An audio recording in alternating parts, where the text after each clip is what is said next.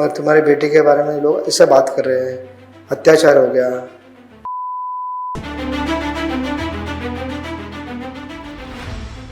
चेंबूर से कोई इनका आदित्य ठाकरे का आदमी ड्राफ्ट करके लाता है कंप्लेंट, इनकी साइन ली और जाके एक ही दिन में जाकर एफआईआर रजिस्टर।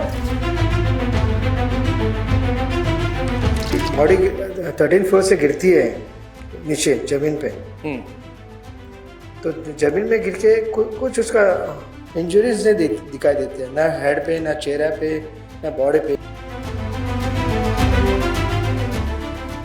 से जब बॉडी गिरती है तो बिल्डिंग के पास में गिरेंगी। वो बिल्डिंग है, बिल्डिंग के आगे वॉल कंपाउंड है, उसके आगे रोड पे 8-10 फीट पे आप कह रहे गिरी है, तो ये हाउ इट इज पॉसिबल। आप थोड़ा दिन रुके ना, सब बाहर आ जाएगा। 10-15 दिन में सच बाहर आ जाएगा। कौन कह रहा है ये? दिशा सालियान के पिता और उनके वकील। आप थोड़ा दिन रुके ना, सब बाहर आ जाएगा। थोड़ा दिन रुके आप, ज़्यादा नहीं, 10-15 दिन में बाहर आ जाएगा।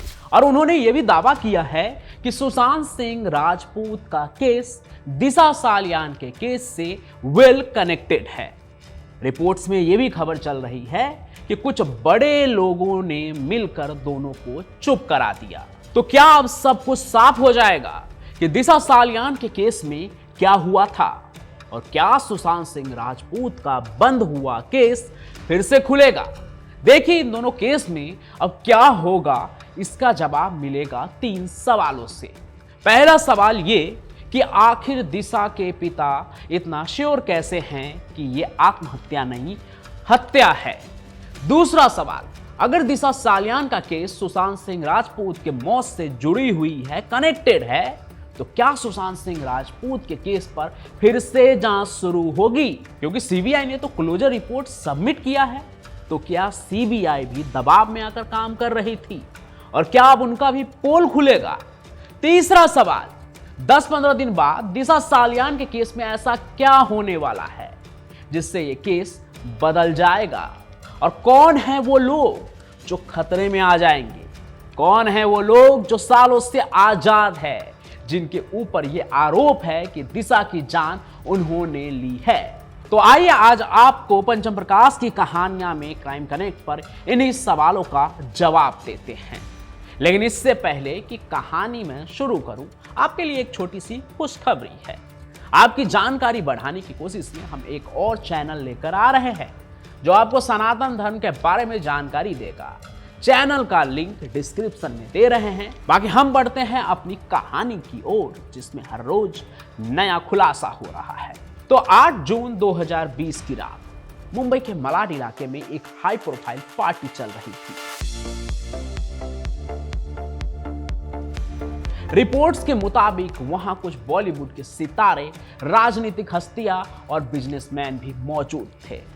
पार्टी चल ही रही थी कि अचानक दिशा इमारत की 14वीं मंजिल से गिर जाती है और उसकी मौत हो जाती है। पुलिस के मुताबिक दिशा ने हत्या किया था। दिशा सालियान उस उम्र में दुनिया छोड़ गई जब लोग जीना शुरू करते हैं, सपने सजाते हैं कि उनकी जिंदगी में आखिर आगे क्या होगा। वो सिर्फ 28 साल की थी, लेकिन कम उम्र में ही उसने बॉलीवुड में अपनी पहचान बना ली थी। वो एक सक्सेसफुल सेलिब्रिटी मैनेजर थी और उसने कई बड़े सितारों के साथ काम किया था, जिनमें सुशांत सिंह राजपूत भी शामिल थे।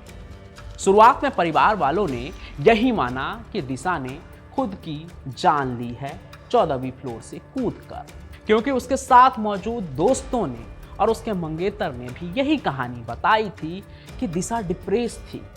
उस रात नशे में वो लगातार कह रही थी कि कोई उसे समझता नहीं, कोई उससे प्यार नहीं करता है। फिर उसने खुद को कमरे में बंद किया। फिर सभी ने उसे 14वीं फ्लोर से गिरे नीचे फ्लोर पर पाया। हॉस्पिटल लेकर गए, लेकिन डॉक्टर ने डेड डिक्लेयर कर दिया।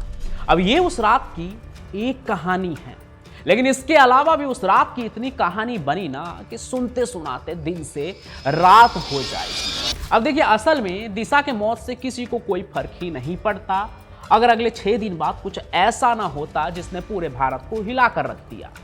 दिशा के मौत के सिर्फ 6 दिन बाद 14 जून 2020 की सुबह पूरा देश हैरान रह गया। जब बॉलीवुड में उभर रहे सुपरस्टार सुशांत सिंह राजपूत अपने ही घर में डेड पाए गए। बड़ी खबर आ रही है, दुखद और चौंकाने वाली खबर है। Film actor Sushant Singh Rajput Sushant Singh Rajput is no more. has committed ने अपने घर में आत्महत्या कर ली है। पुलिस ने बताया कि सुशांत सिंह राजपूत की मौत महज है, लेकिन सुशांत सिंह राजपूत कोई गुमनाम आदमी नहीं था। वो फिल्म एक्टर था जिसके पीछे लाखों लोग उन्हें चाहने वाले हैं। उन्होंने और मीडिया ने वो पेच निकालना शुरू कर दिया जो शायद पुलिस छिपाने की कोशिश कर रहे थे। और फिर सुशांत का ये मामला सीधे दिशा सालियान के केस से जुड़ गया, क्योंकि दिशा पहले सुशांत के लिए ही मैनेजर के तौर पर काम किया करती थी। फिर उसके मौत के ठीक 6 दिन बाद सुशांत का इस दुनिया को छोड़कर चला जाना किसी को हजम नहीं हो रहा था, कोई हजम नहीं कर पा रहे थे। फिर खबरों में भी यही बाहर आया कि दिशा की मौत के अगले ही दिन सुशांत सिंह राजपूत बुरी तरह से परेशान थे। उनके करीबियों का कहना था कि उन्होंने साफ साफ कहा था कि अब वो मुझे भी मार देंगे। आखिर सुशांत उस वक्त किसकी बात कर रहे थे?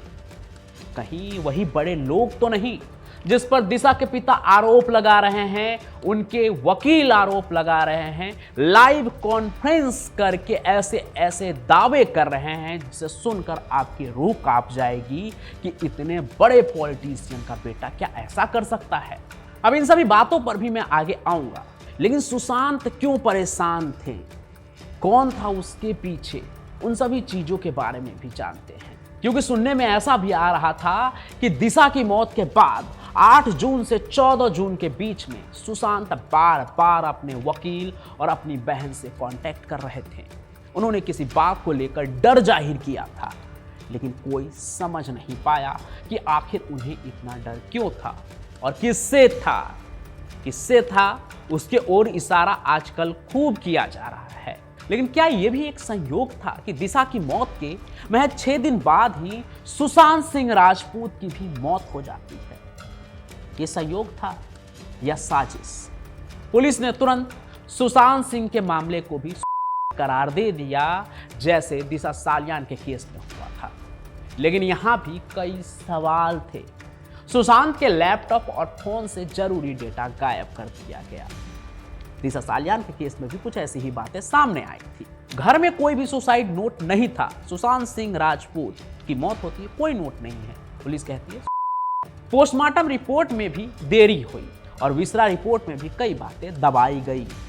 अगर दिशा सालियान की मौत का सुशांत सिंह राजपूत के केस से कोई लेना देना नहीं था, तो फिर सुशांत इतने डरे हुए क्यों थे और उनके फोन और लैपटॉप का डेटा क्यों मिटाया गया? हालांकि ये जितने भी सवाल थे वो सीबीआई के क्लोजर रिपोर्ट में आज बंद हो गया है। और सीबीआई के मुताबिक सुशांत के केस का दिशा सालियान के केस से कोई लेना देना नहीं है। सुशांत का केस एक सिंपल केस था। लेकिन इन सभी चीजों के बीच एक नेता का बयान आ गया था। बीजेपी नेता नीतीश राणे खुलकर सामने आए और उन्होंने बड़ा दावा किया। दावा यह कि दिशा ने नहीं बल्कि उसका हुआ था और फिर उसकी हत्या कर दी गई थी और उसे दिखाया गया। उन्होंने सीधे तौर पर आदित्य ठाकरे का नाम लिया और आरोप लगाया कि उन्हें इस मामले में बचाया जा रहा है, पुलिस उन्हें बचाने की कोशिश कर रही है। इसके बाद मामला और भी गंभीर हो गया, लेकिन मुंबई पुलिस ने न ही आदित्य ठाकरे से पूछताछ की और ना ही इस दिशा में, यानी कि दिशा के केस में ही कोई ठोस जांच की। और तो और दिशा के पिता ने भी मान लिया कि उनकी बेटी दिशा सालियान ने खुद की जान ली थी। ये शुरुआती बात है। लेकिन 2025 में दिशा के पिता ने बॉम्बे हाई कोर्ट में एक याचिका दायर की, जिसमें उन्होंने आरोप लगाया कि उनकी बेटी की हत्या हुई थी और ये एक सुनियोजित साजिश थी, यानी कि वेल प्लान तरीके से दिशा सालियान की हत्या की गई थी। भास्कर के एक रिपोर्ट के मुताबिक दिशा के पिता सतीश सालियान ने याचिका में कहा है, मेरी बेटी ने आत्महत्या नहीं की, उसकी हत्या की गई है, क्योंकि बॉलीवुड की एक पार्टी में दिशा ने आदित्य ठाकरे, सूरज पंचोली और कुछ अन्य लोगों की उपस्थिति में एक नाबालिग से कर्म होते हुए देखा था। इसी वजह से उसके साथ भी पहले सामूहिक कर्म हुआ और फिर उसकी हत्या कर दी गई। उन्होंने दावा किया कि मर्डर के बाद दिशा की लाश को मलाड के एक बिल्डिंग के पास लाकर रखा गया और पूरे मामले को आत्महत्या करार कर दिया गया। क्या दिशा सालियान के पिता ये आरोप यूं ही लगा रहे हैं या फिर उनके पास कुछ सबूत भी है? पूरी बात तो उन्होंने कहा कि एक बार पुलिस प्रोटेक्शन मिल जाए फिर सारे राज बाहर कर दूंगा। और उन्होंने प्रेस कॉन्फ्रेंस भी किया है, अभी काफी ऐसे बात बताए हैं आदित्य ठाकरे को भी लेकर जो आपके रूह को कपा सकता है। लेकिन उन्होंने कुछ सवाल के साथ ये भी क्लियर कर दिया कि दिशा की मौत सिंपल नहीं बल्कि साजिश है, हत्या है। क्योंकि अगर दिशा ने 14वीं मंजिल से कूदकर अपनी जान दी तो किसी को कुछ पता क्यों नहीं चला? अब पड़ोसियों का तो कहना है कि उन्होंने कोई चीखने चिल्लाने की आवाज ही नहीं सुनी। दूसरा, दिशा के लाश पर वैसे चोटों के निशान ही नहीं थे जो आमतौर पर 14वीं मंजिल से गिरने पर होते हैं।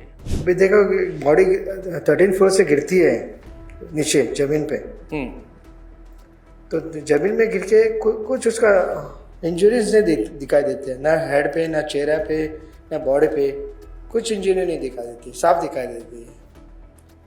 वो एक थिंग है, उसके ऊपर अपन विचार करना चाहिए, ऐसा कैसा हो सकता है। याद कीजिए, जब दिव्या भारती महज 5वीं मंजिल से गिरी थी तो उनका पूरा शरीर चोटों से भरा था, वो खून से लथपथ थी, काफी ब्लड लॉस भी हुआ था।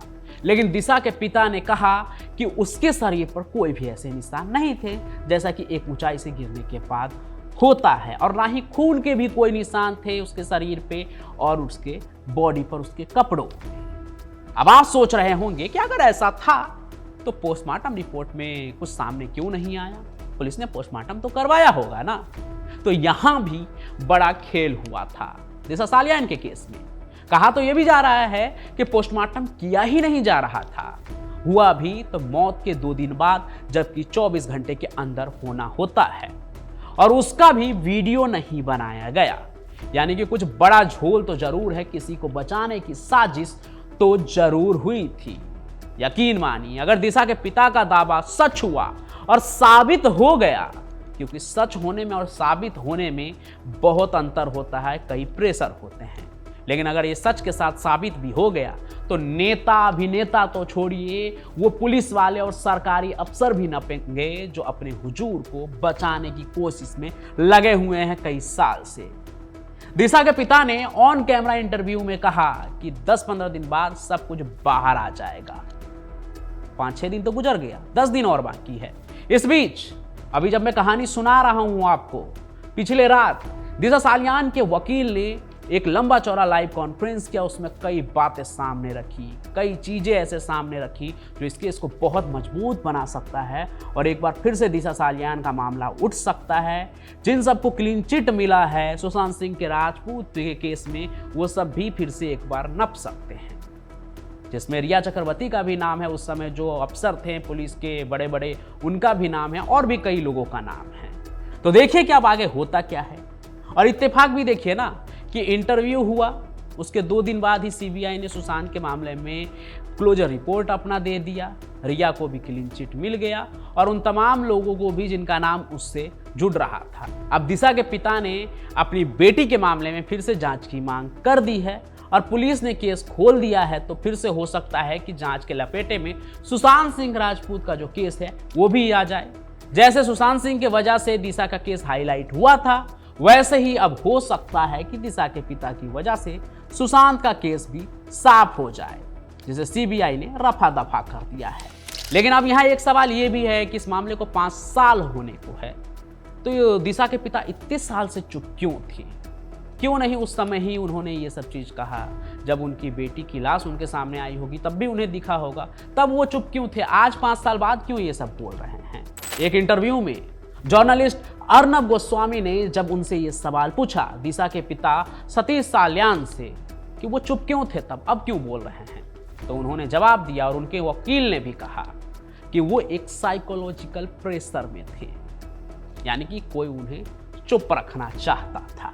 लेकिन आगे क्या होता है ये देखना बाकी है।